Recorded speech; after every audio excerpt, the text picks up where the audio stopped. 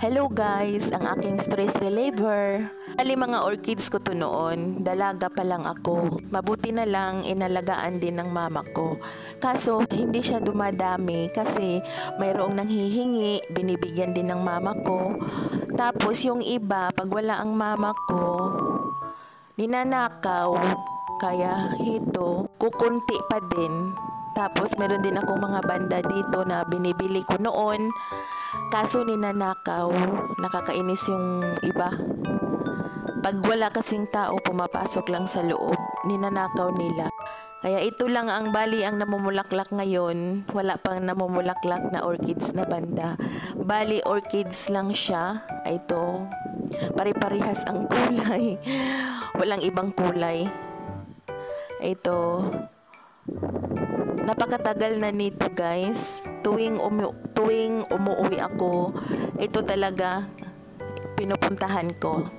Bali, parang ang sarap-sarap ng pakiramdam mo kapag makikita mo yung mga tanim mo, lalo na pagka namumulaklak na sila. Gusto ko silang padamihin pagka nagkaroon ng extra income. Balak ko siyang baguhin. Tapos i-arrange ko siya. Basta, iyon ang balak ko kasi babakuran ko din para yung mama ko lang ang makakapasok sa loob pag nagdidilig siya ng orchids.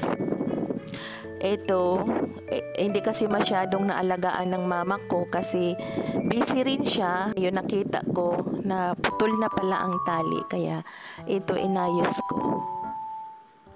Pangarap ko talaga guys na magkaroon ng maraming mga bulaklak, kaso hindi naman namin kasi hawak ang kapalaran dahil hindi naman kami nakakita ng hanap buhay dito noon. Ang asawa ko, kabalik kami doon. Doon kasi kami sa Manila nagkakilala. Isang barangay lang kami, pero hindi naman kami kakilala noon. Iwan ko lang, basta ako, kilala ko siya, pero hindi ko alam kung kilala rin niya ako. Tsaka, wala, sa time na yon hindi naman din ako tumitingin ng mga lalaki.